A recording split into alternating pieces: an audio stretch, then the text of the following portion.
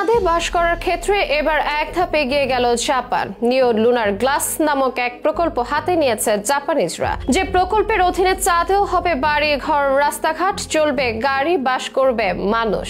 সেদিন আর বেশি দূরে নয় যেদিন পৃথিবীর বাইরে চাঁদে গিয়েও রাজত্ব করবে মানুষেরা। চাঁদে বসতি গড়ে তোলার জন্য বিভিন্ন দেশের বিভিন্ন সংস্থা কাজ করে গেলেও সম্প্রতি জানা গেল সবাইকে হার মানিয়ে তাক লাগাতে চায় জাপান। চাঁদে বসতি গড়ে তোলার জন্য এরই মধ্যে গবেষণা শুরু করেছে দেশটি। সেখানকার কিয়োটো বিশ্ববিদ্যালয় ও কনস্ট্রাকশন কোম্পানি কাজিমা কর্পোরেশন যৌথভাবে নিও লুনার গ্লাস প্রকল্পের কাজ শুরু করেছে। ঠিক কবে নাগাদ শেষ হবে তাদের কাজ, কতজন মানুষকে কিভাবে চাঁদে জায়গা দিতে চায় তারা, জানাবো বিস্তারিত।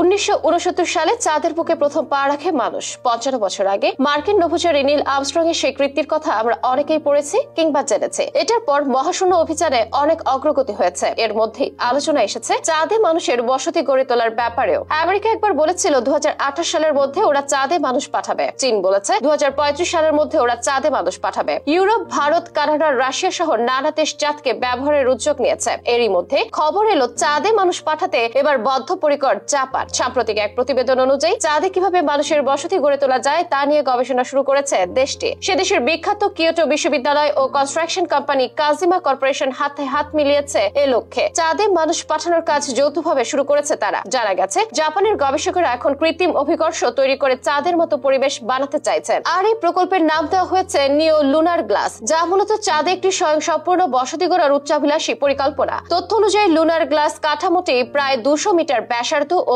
400 মিটার উচ্চতার হবে। এটি একটি বিশাল গোলাকার কাঠামো হবে যা চাঁদের কঠিন পরিবেশ থেকে বসবাসকারীদের রক্ষা করবে। এই কাঠামোতে প্রায় 10,000 মানুষ চাঁদে বাস করতে পারবে। নিও গ্লাস প্রকল্পে কৃত্রিম অভিকর্ষ তৈরি করার প্রযুক্তি ব্যবহার করা হবে যা চাঁদের নিম্ন অভিকর্ষের প্রভাব কমাতে সাহায্য করবে। এছাড়াও সৌরশক্তি এবং পারমাফ্রস্ট থেকে পানি নিষ্কাশনের মতো প্রযুক্তি ব্যবহার করে এই বসতিটি স্বয়ংসম্পূর্ণ হবে। গবেষকেরা বলছেন নিও লুনার গ্লাস প্রকল্পটি মহাকাশ অনুসন্ধানের ক্ষেত্রে একটি মাইলফলক হতে পারে। যদিও এক্ষেত্রে আছে চ্যালেঞ্জ, ধৈর্য ও অপেক্ষা। চাঁদের পরিবেশ মূলত মানুষের বসবাসের জন্য খুবই প্রতিকূল, যেখানে খাদ্য ও পানির সরবরাহ নিশ্চিত করাও একটা বড় চ্যালেঞ্জ। তাছাড়া চাঁদে বসতি স্থাপন একটি ব্যয়বহুল প্রকল্প। মানুষের বসবাসের উপযোগী পরিবেশ তৈরি করার জন্য নতুন প্রযুক্তি উদ্ভাবন করারও বিকল্প নেই। তবে জাপানের বিশ্বাস এইসব প্রতিকূলতা তারা অতিক্রম করতে পারবে। প্রকল্পটির ব্যাপারে কিয়োটো বিশ্ববিদ্যালয়ের অধ্যাপক ইয়োশুকে ইয়ামাশিকি বলেছেন, এই প্রকল্পের মাধ্যমে প্রযুক্তিগতভাবে আমরা অনেক এগিয়ে যাব। মহাকাশে বসতি তৈরিতে আমাদের পথ সুগম হবে।